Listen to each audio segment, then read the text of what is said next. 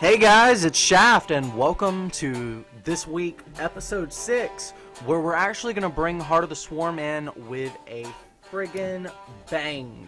Now, it's going to be a little bit of an interesting cast. It's going to be a tri-cast tonight.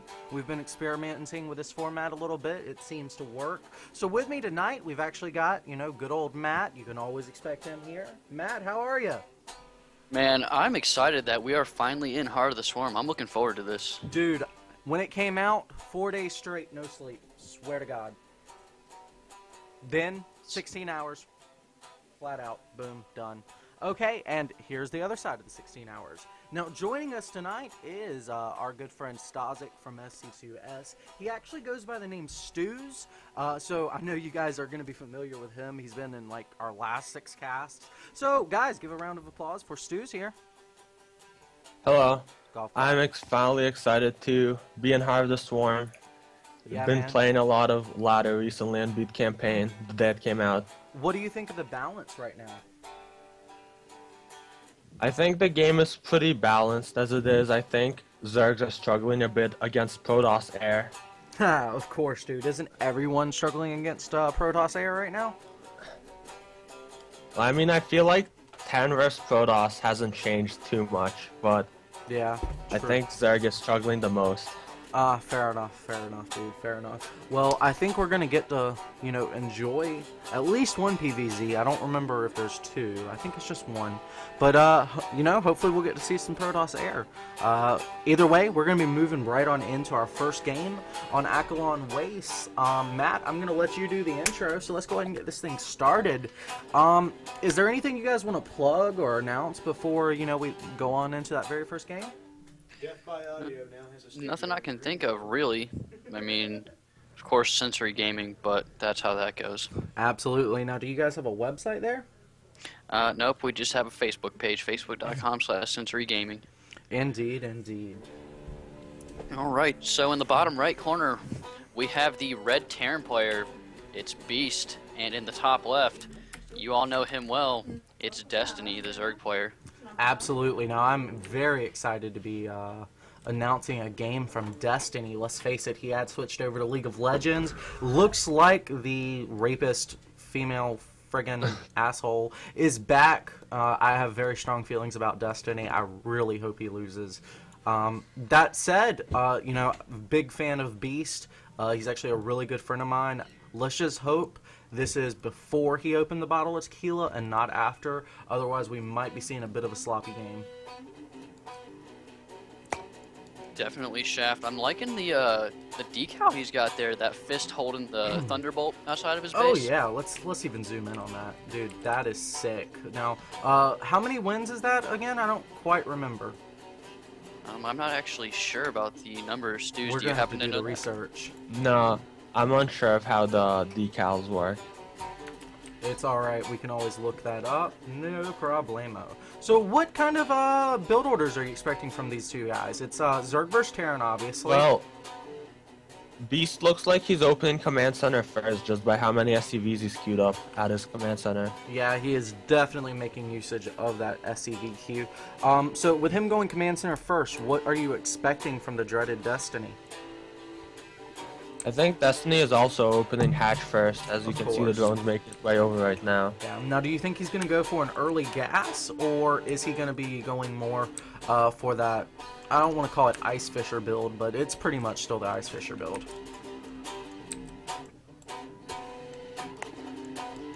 I'm not actually familiar with the Ice Fisher build. Could you tell us about it, Shaft? That would be Spanishiwa's build, where he basically goes up to 44 drones without a gas, heavy Queen and Spinecrawler defense. I gotcha. So we're going to have that barracks placed down from the Terran player. Stews did call that command center. What do you think's going to happen now, Stews? I think we're gonna see, since there's only one barracks being added right now by BeaSt, I think he's gonna add Oh, second one going down some now. more gas. There's a second one. He should be adding some more gas, unless he's doing some very heavy marine pressure. Yeah, I was thinking a Hellbat drop, but without him taking these gases, you're right, it is looking like some heavy marine pressure. And I'll be honest with you, dude, after you see BeaSt splits, you'll probably see why he chooses to go with the Marines. This isn't really surprising at all, but I think it goes against the metagame just a little bit. Now, there's still no gas here for Destiny, so it looks like he is favoring that later gas, almost Ice Fisher build style. It might be possible that BeaSt is going for triple command center since he still has no gas and he's only on 2 barracks. Dude, triple CC. That would be excellent for this map, actually. I mean, think about it. You know, you can float over with the rocks here. You've got early siege mode with it being hardest warning. You don't have to research that. I like that. Super, super defensive mode. And I think on this map, with the new Heart of the Storm maps, you can kill the rock tower at the 3rd base and it'll create a new rock wall for you. True. Which will make it even safer. Yeah, the new mechanics with the rock wall, what do you think of that? I've heard some people find it really annoying, and then other people couldn't really care less. I think it adds a interesting new dynamic to the game. Possible to see maybe some greedier 3rd bases. Right, yeah. That would make sense. Now we do finally have those gas going down. That was probably about 36 supply. So he got a very heavy drone count there, actually. What is the drone count? 23, actually. So he's only slightly ahead of BeaSt, but BeaSt, yep, there's the 3rd CC. So BeaSt It's going still for... no gas. Right. Wow. 4 barracks are on the way. Barracks. Oh my god. So it looks like it is going to be marine pressure. Yeah. How do you think Destiny is going to be able to hold with him just getting his 4 gas now? I mean, he doesn't even have ling speed if a big clump of Marines just come in. And I think he's bunkering the 3rd to deny the 3rd. Yeah, for Destiny for a while. Yeah, I'm just checking out the barracks right now. He's actually got all 4 of his barracks rallied forward, so this is going to be some kind of timing push. Right, so how do you think him, if he does deny that 3rd, how do you think that'll affect the game? I don't think he's going to be able to deny the 3rd. It's just going to be a delay. He might. It will be a delay, and it might force some extra lanes from Destiny, or Destiny might just take the other location for his 3rd base. Honestly, the other location's safer anyway. You can get a better surround, because if they catch you in that choke point, and you're on nothing but wing tech, it's over. Especially with a heavy clump of Marines like BeaSt likes to use. Especially on a map like Akalon with a lot of, open space. No, we Looks do like have BeaSt is 9 out sweep. Yeah, we have ling speed and +1 attack as well as armor coming for the Zerg player. Heavy queens, 4 queens right now, doing a really good job holding off the marine pressure. He's keeping the spine crawler count down really, really low, so it looks like he's not too worried about any kind of pressure going on right now. And BeaSt rallied his barracks back into his natural. I think once he saw that the Zerg had no 3rd base, he's satisfied. Now, it's probably important to go ahead and mention there's about 2.5 minutes left until STEM finishes, so this is still just light harassment. He wants to really waste Destiny's APM more than he's worried about trying to get any kind of kills here. Uh-oh. Yeah. Clearing out some creep tumors. That's always going to be beneficial. Yeah, actually, there's only 1 active creep tumor left now, and a lot of energy burned on these queens. Right. And looks like he's going to take down the rocks. A little bit. He's starting 4 overlords right now, but he's going to be supply blocked for a while. Yeah. I don't know. I think Destiny is still kind of ahead here, though. When you really look at the incomes... Whoa.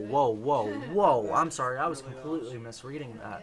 BeaSt, 55 harvesters, and that's not even counting mules, guys. And Destiny doesn't even have a 3rd started yet. Yeah, whoa, Destiny showing League of Legends, maybe affecting his playstyle a little bit here. Alright, so yeah, League, Bridge off on the bunker. Alright, so the rocks being torn down finally here for BeaSt. So that 3rd's going to be taken now.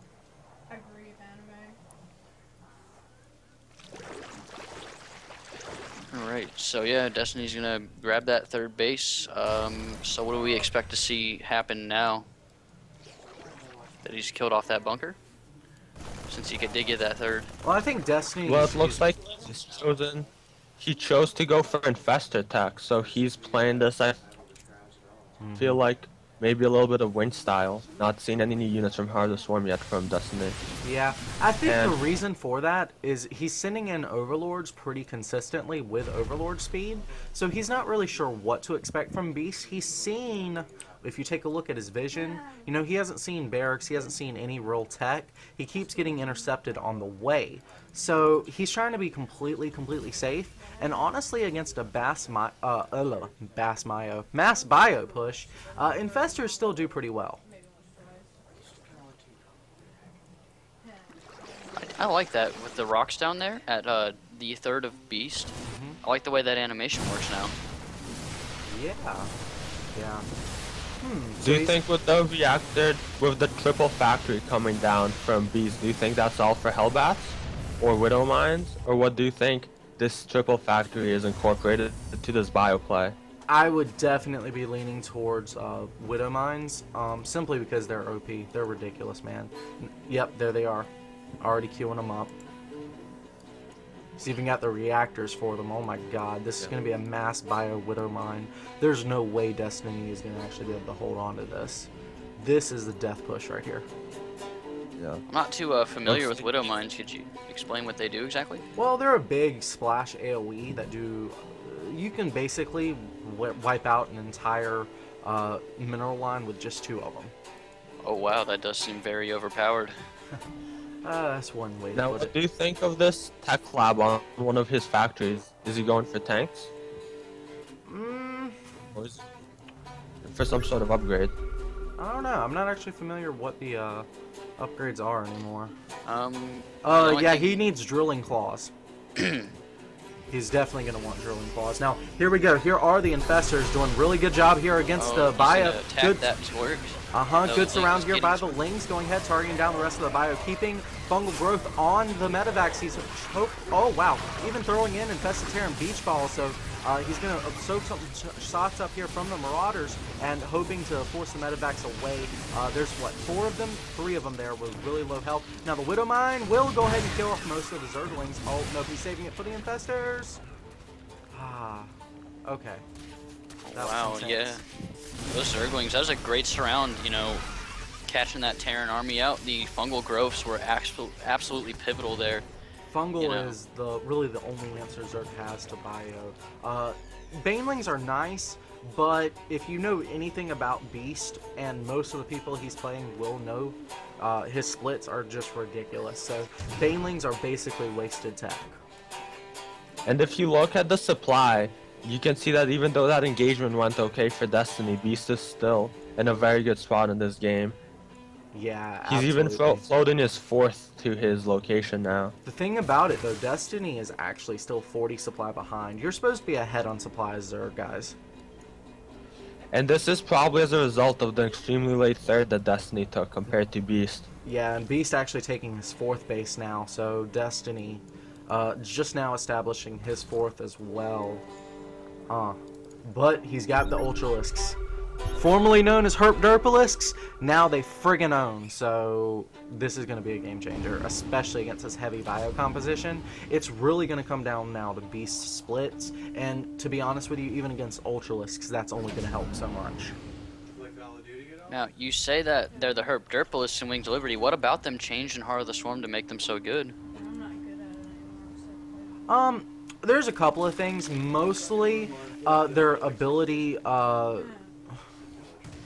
I'm not really sure, honestly. They just are friggin' good. Alright, that's good enough for me. I'm sorry, guys. There's a couple of things I've heard that they're really good, but I haven't explored too much of why. My games haven't tended to last that long. And looks like we're going to have an engagement here. These Infestors are in the front of the army. He's going to pick... And burn the Widow Mine. Yep, he did burrow those. Yeah, taking out most of the Infestors, that's really going to help against the bio. Now we've got a pretty good split, and here's why Ultralisks are good, bud. Yeah, it's like even though he had that splash damage from the, Widow Mines, the Ultralisk just charged right in and cleaned everything up. I think one of the major changes was they reworked the way that AoE distributes itself, but like I said, I'm not 100% familiar with the details. Oh my god, there's a 13 kill Ultralisk right there. And we actually just had a drop wipe out Destiny's 4th base, another drop in his 3rd. He's going to go ahead and move those up to the main right now. Yeah, BeaSt a little bit everywhere at once right now. And we can see the afterburners being used on the medevac. Mm-hmm. Alright, so we are... Oh, wow. Still no chitinous plating here. So the Ultralisks, not quite as good as they could be. Should probably go ahead and transfuse a couple of those as well. We're going to have these Zerglings running towards this 3rd base. They're going to attack these little Terran stragglers.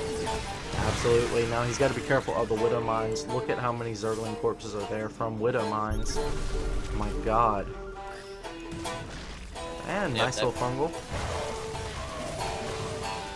So, what are your thoughts on the new fungal growth? It's a little bit harder to hit in projectile form, but it's still useful, especially just for locking units into place. So Drop happening in the 3rd and 4th base right now. Yeah, definitely putting those up on screen, no problemo. Just taking a look at the workers killed count. We've got actually 13 workers killed now for BeaSt. He is wrecking the main base, the 3rd base, and the 4th base of Destiny. That's the thing, for a player like BeaSt, this afterburner upgrade, dude, is ridiculous, because he's got the APM to utilize this. For someone like in Gold League, they're just going to sit around, hopefully use it once every 10 minutes. Well, 2 minutes is probably more accurate. With someone like BeaSt, it's every 10, 15 seconds. This guy is spreading you out. Now, while he's spreading you out, oh yeah, sure, I'm going to go ahead and push. Boom, boom. Here's all my medevacs. Here's my Marines. Here's my Marauders. Yeah, what are you going to do? Here's a stim pack, motherfucker. One important thing to note is BeaSt is Cree well. BeaSt is 2-2 while Destiny is 3-3, which is affecting how this engagement is going. Not to mention the excellent fungals here from Destiny. BeaSt doing a good job here, fighting in 3 places at once. He's really spread this Zerg army out. Yeah, any place that he engages Destiny right now, Destiny is winning the engagement. However, BeaSt is 2 other locations, and Destiny just hasn't been able to defend all of them at once. And BeaSt still has a bank and is maxed, while Destiny is barely at 150 supply. Very true, very true. I'm a little bit worried though, because if you take a look, the mineral count of BeaSt is not that high, and that's really the majority of his units there are Marines. He is trying to take the 5th. Wow, BeaSt getting a little bit greedy. Now, do you let that planetary fortress finish, or are the Zerglings gonna scare you away? Nope, you're actually pushing in with your great big blob. But those fungals really hurt those units. Absolutely, and then the Ultralisks are here to clean up shit. Now, great little, nice little fungal there. But some pretty good stutter stepping there from BeaSt as well.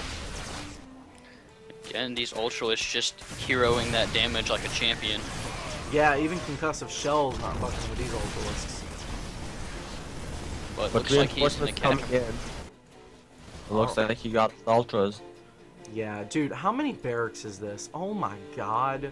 9, 11, 15. Hit the T tab, it'll tell you. Oh yeah, that's right. Oh well, my shit doesn't work that way anymore. Let's try this. If you look what the game is in, Destiny is just re-getting his 4th, and even though he has the greater spire for Broodlords, he just can't afford any, while BeaSt is already re-maxed and pushing again, and Destiny is even at lower supply this time. Yeah. And now BeaSt is going to have +3/+3 in just a few seconds. Actually, take a look at the production here of Destiny. He's really only working on 3 hatch. This 4th one's never been up. If he had a macro hatch or something and could have maybe remaxed a little bit faster, he'd have a better chance. But he was trying to go a little bit greedy, get that greater spire, maybe switch into Broodlords. But, sorry bud, this isn't Wings of Liberty.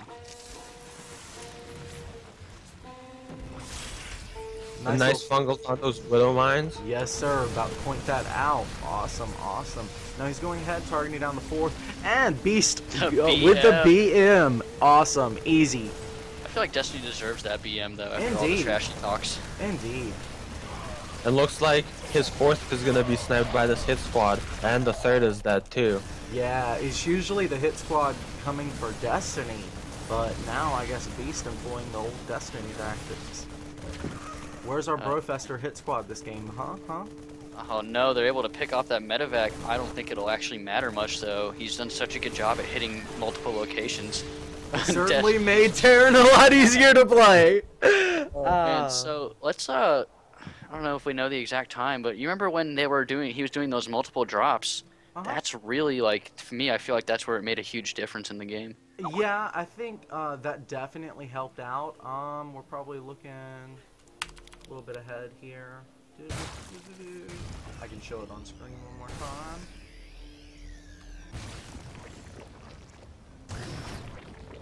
Because he was doing such a good job at spreading that Zerg army in different locations and continuing the harass. He, sniped down the fourth, and just overall, that really kind of set the tone of the later game. Definitely. Now, times 8 speed, not the most friendly in the world. Let's drop this down. Looks like the drop should be starting in the next couple moments. Let's go ahead and put that on times 4. And we'll even switch it over to... Yeah, there it is right there. He's going to take out the fourth. Yep, there we go. He's attacking the third. Yeah, here we go. Now, again, we're seeing BeaSt kind of get deflected a little bit, but he's got the better APM. Destiny is not spreading his army enough, just like you mentioned here. And there we go. We're seeing the one medevac being sent out one way, another the other. Excellent stuff here. He's got one medevac hiding up here too. So yeah, put that in times 2, and we'll see it rip. Those Widow mines, man, I don't know, man. Is that a nightmare for you as a Zerg player to see those? Yeah. Widow mines, no. They're why I don't do my... now? Yeah, here we go. Here are the drops. And then you can drop actually... at the fourth? And you can actually see him microing it at the... just on And there's no camera cancel at the fourth either. Wow. And I mean, with afterburners, drops have just become that much easier. You sounding like Destiny over there, bud. I mean, I don't really like the fact that Terran can do it, but I can't deny that it's there. Yeah, okay. Speak louder, Protoss player. Alright, guys. Well, now that the BM is over, I do want to, thank everyone for tuning in. This is part 1 of a series, so if you want to go ahead into part 2, feel free. It's going to be in the bottom right corner. Please hit subscribe, like. See you next time, guys.